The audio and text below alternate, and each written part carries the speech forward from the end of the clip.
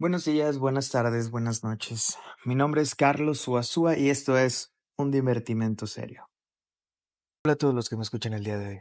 Hace varios ayeres, muchos ayeres, cuando comencé la universidad, formato decadente de lo que llaman aprender o educación, me percaté de que el hablarnos de las teorías postfreudianas siempre se remitían a explicarlo como psicoanálisis. Es un fenómeno curioso. Se tomaba por psicoanálisis solamente lo que se enseñaba a sabiendas que ya sea Klein o Hartmann son una parte de todo lo que ha sido el psicoanálisis. Si bien tenemos entendido que el psicoanálisis no va en la universidad, no quita que no existan psicoanalistas hablando en ellas. Pues bien, tuvo que llegar una psicoanalista junguiana del Instituto Jung de Chicago al cuerpo docente para que nos enteráramos de que el psicoanálisis no era solamente lo que los psicólogos del yo, que ahí impartían clases, decían que era el psicoanálisis. Con eso se abrió una puerta a la duda. ¿Qué tantos psicoanálisis existen? ¿Y por qué será que existe una censura por los no autorizados por la institución? Vaya, no estoy diciendo que se necesite dar clases de todos, sin embargo, una distinción, un señalamiento que informara que existen otros, hubiese bastado. Pero en fin, se tomaba la parte por el todo. Y seamos francos, es muy difícil estar de acuerdo con los herederos de Hartmann, lo que provocaba en cierto sentido que el psicoanálisis una vez más se viera como enemigo público número uno. ¿Podríamos juzgarlos? No, solo estoy aquí para contar la historia. A falta de distinciones, conocimos dichas distinciones en encontronazos. Después de aquel encontronazo con el psicoanálisis de Jung, de manera independiente de la IPA y sobre todo diferente a la psicología del yo, fue momento poco a poco de darnos cuenta que la visión de Kemberg no albergaba sino una mezcla de la psicología del yo con el postkleinismo. Cosas que uno comienza a figurar gracias a la pasión por el estudio, puesto que nadie nos advertía nada, ni siquiera de que no existía la visión homogénea del psicoanálisis. Lo que permitió comenzar a tener nuevas dudas. Una de ellas, una que me rondaba desde antes de entrar a estudiar, era, bueno, ¿y qué pasa con Lacan? Nadie daba respuestas. En general, un no sé es muy valioso, puesto que se da por enterado que aquel al que se le demanda respuestas no tiene datos sobre ello. Sin embargo, en lugar del silencio sepulcral o el no sé que los hubiera colocado en una posición de no saber, las respuestas fueron muy peculiares. Un nerviosismo, frases como no leas a ese loco, Lacan no sirve para nada, etc. Pero no estaba el asunto en el contenido de lo que se decía, sino cómo se decía lo que hacía que la intriga se acrecentara. Después nos toparíamos con quien sería la introductora del psicoanálisis lacaniano en Cancún, y el resto es historia. Comenzamos el análisis y a surcar textos distintos a los anteriormente otorgados por gente de la IPA. Bueno, la parte interesante fue cómo nos fuimos dando cuenta de lo extenso que ha sido el psicoanálisis en más de 100 años. Cómo no se podría resumir en un par de escuelas u orientaciones la situación y sobre todo, y lo más lindo, darnos cuenta de que el psicoanálisis es heterogéneo. Lo que provocó comenzáramos a leer a los autores y no lo que se dice que dijeron, junto con la correspondencia de los autores también. Y es que el enriquecimiento de leer a Freud con sus cartas en mano es una odisea. Lo que sucede es que después de eso uno podría notar el nivel de problemas que tenemos en psicoanálisis. Es como si un pacto de silencio nos rodeara, como si quisiéramos seguir siendo enigmáticos, pero hay muchos textos, compendios y un bla bla bla que intentan sintetizar todo lo que hace que se alejen. Comenzamos a escuchar cosas de la boca de gente en el ámbito psiquiátrico y psicológico de lo que según era el psicoanálisis. Parecía que tenían bastante bien definido un campo, en el que yo me encontraba y que realmente ni siquiera yo podría dar respuestas a ello. Comienza uno a notar que todo lo que se enseña de psicoanálisis en las universidades, siguiendo libros tipo McGraw-Hill o Pearson, terminan por desvirtuar. No sé de dónde existe este afán de síntesis en el estudio.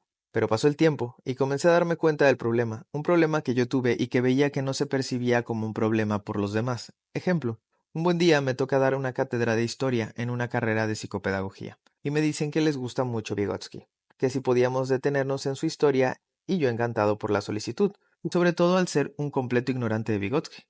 Les pregunté, bueno, ¿qué libros leyeron para que podamos centrarnos en las fechas? Y su respuesta fue, no hemos leído a Vygotsky. Lo que me llamó la atención es cómo es que un grupo de personas tienen tanta fascinación e interés por Vygotsky si no lo han leído. No pude hacer más que comentarles eso, y su respuesta fue lo que a mí me dejó helado. Mencionaban que en el curso anterior una maestra les dio Vygotsky. Era más preocupante de lo que pensaba porque en sí mismo no entendía cómo puedes dar un autor sin dar un libro suyo. En fin, eso también tocaba mi formación y recordé cómo antes de yo haber leído a Freud me había pasado igual, que según yo sabía lo que había dicho Freud porque un maestro me dijo lo que Freud dijo. Si están sintiendo el efecto de teléfono descompuesto, aquí están en lo correcto.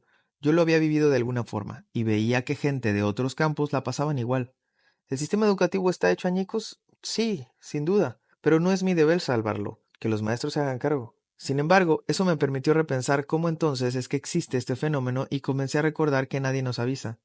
Mucha gente hace como si se entendiera todo, o como si no hiciese falta desglosar o argumentar algo. Los lacanismos no se hacían esperar. Y puedo reconocer que las pláticas más enriquecedoras acerca del psicoanálisis es en aquellas en las que menos tecnicismos se han usado, porque no pasa por ahí, pasa por la experiencia analítica, que cada uno sabrá qué con eso. Sin embargo, sigue estando el asunto de lo que nadie pregunta y nadie avisa y nada de nada.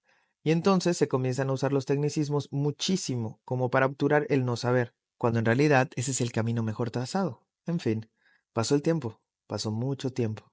Apenas en enero, aún recuerdo caminar junto a mis dos amigos y compañeros de trinchera por el aeropuerto a toda prisa, solo para toparnos con una fila de abordaje que se encontraba detenida. Estefan Gerardo y yo nos encontrábamos dialogando sobre las lecturas previas que podrían servirnos para el seminario de Sara Basallo. Un momento de pausa, chequeo de redes sociales, intentar contener la calma de si habíamos hecho bien en entrar sin ese último toque de nicotina, y de pronto recordé una incipiente idea que venía trabajando tiempo atrás. Les comentaba la idea de poder hacer un podcast que diera notas de lectura, claves que si bien no son definitivas, podrían, al interesado, serles de apoyo en una laboriosa tarea como lo es leer textos de psicoanálisis. La discusión comenzó, preguntas volando por los aires en esa fila de abordaje. Muchas actividades por internet toman al psicoanálisis como teoría referencial, como visión del mundo, como si la teoría psicoanalítica pudiese ser usada para interpretar la realidad de un sinfín de fenómenos. Y por otro lado, algunas otras actividades por Internet, llámese YouTube, podcast, etc., toman este saber referencial para explicarlo, lo que provoca, a mi parecer, dos cosas: alejarnos del autor en cuestión y a su vez aprenderse el sesgo de lectura de otra persona. Es pues que por esas razones, evitar la interpretación de la vida bajo el marco referencial del psicoanálisis y a su vez esquivar a toda costa el escenario de una clase magistral en línea, es que mi apuesta por claves de lectura no definitivas podrían generar la advertencia de que en el podcast no se aprende nada, se comparten dudas. Que cada persona que tenga el afán de escuchar el podcast tenga que poner de sí para entrarle al ruedo. Porque aceptémoslo, el podcast no tiene sentido si no se han entregado a una posibilidad de leer algo, mucho o poco, de algo de lo que ahí se dice. Y esta más o menos es la aventura que comenzó y que hoy termina su primer temporada. En un mes o dos nos volveremos a escuchar. Mientras tanto, sigan nuestra cuenta de Instagram, @undivertimentoserio, porque la temporada 1 del podcast se acaba, pero no las actividades, lo cual me gustaría aprovechar para invitarlos a una actividad gratuita el 6 de junio a las 6 de la tarde, que se llama Lo que el confinamiento nos dio, reflexiones desde el psicoanálisis. Estaremos dialogando un poco sobre estas situaciones en las que nos hemos encontrado en los últimos meses. Me acompañarán Ricardo Acevedo, Verónica Hinojosa y Estefan Rivas. Es un diálogo informal, no es nada bastante elaborado, pero esperemos poder contar con su presencia para poder dialogar sobre estos temas que a todos nos conciernen.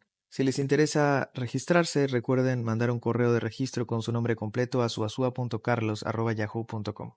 Bueno, quise hacer esta breve reflexión pseudohistórica para que pudiesen saber qué es algo de lo que anima a aquel que escuchan cada vez que le dan play a un episodio de este podcast. Si les gustó, no olviden compartir, y si quieren saber más de estas historias, escríbanos un correo a suazua.carlos@yahoo.com o un mensaje a nuestra cuenta de Instagram, @undivertimentoserio. Gracias por escuchar, nos vemos en la segunda temporada. Hasta luego.